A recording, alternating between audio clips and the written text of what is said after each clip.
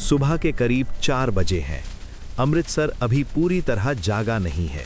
सड़कें लगभग खाली हैं, हल्की ठंडी हवा चल रही है, लेकिन शहर के दिल में, हरमंदिर साहिब के अंदर जीवन शुरू हो चुका है। हल्की रोशनी, सरवर का शांत पानी और गुरबानी की मधुर आवाज धीरे धीरे पूरे वातावरण को भर रही है।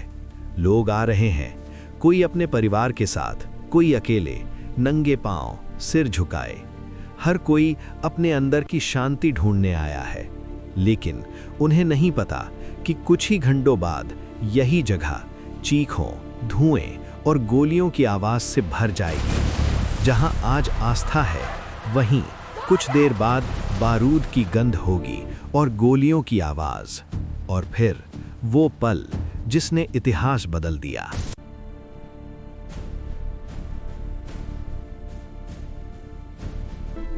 1978 के बाद पंजाब धीरे धीरे बदलने लगा।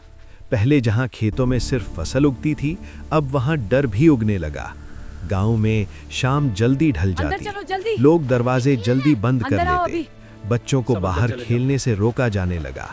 बस स्टैंड, बाजार सब जल्दी सूने हो जाते। हर दिन एक नई खबर, कहीं गोली चली, कहीं किसी की हत्या, और हर खबर के बाद एक ही सवाल, अगला नंबर किसका?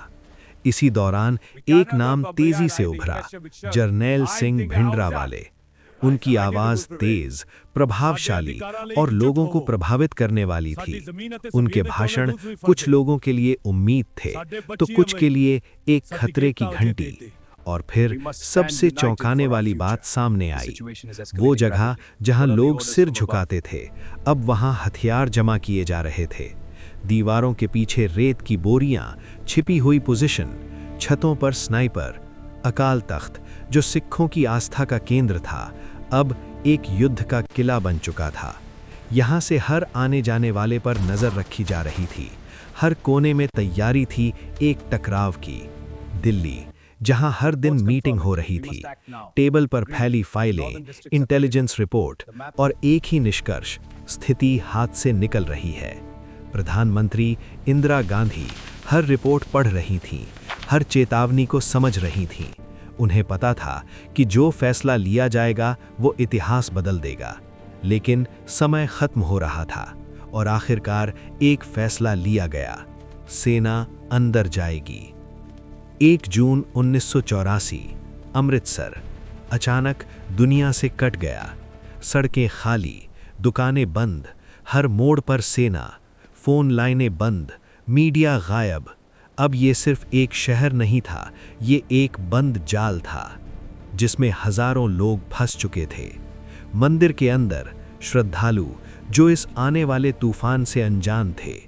5 जून की रात, अंधेरा और खामोशी।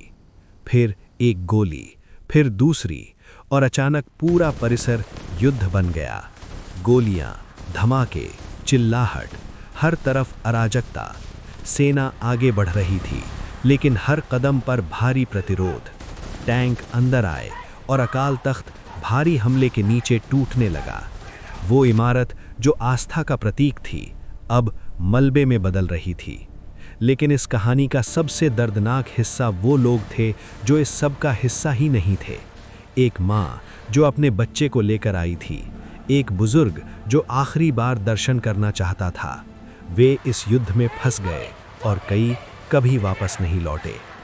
6 जून, सब खत्म हो गया, लेकिन असल कहानी अब शुरू होने वाली थी। 31 अक्टूबर 1984, इंदिरा गांधी की हत्या उनके अपने ही सुरक्षा कर्मियों द्वारा, और इसके बाद पूरा देश आग में जल उठा। दंगे, हिंसा और बदला। हजारों लोग सिर्फ अपने धर्म की वजह से मारे गए, घर जला दिए गए और इंसानियत कहीं खो गई। ऑपरेशन ब्लू स्टार एक ऑपरेशन नहीं था, ये एक ऐसा फैसला था जिसने भारत के इतिहास की दिशा बदल दी। एक ऐसा जख्म जो आज भी पूरी तरह भरा नहीं है। इतिहास के पन्नों में कुछ सवाल ऐसे होते हैं जो कभी खत्म नहीं होते, और ऑपरेशन ब्लू स्टार की कहानी उन्हीं में से एक है। क्या ये फैसला ज़रूरी था या इसे टाला जा सकता था? क्या इससे देश सुरक्षित हुआ या एक नई आग भड़क गई? शायद सच कहीं छुपा है, या शायद आज भी पूरी तरह सामने नहीं आया।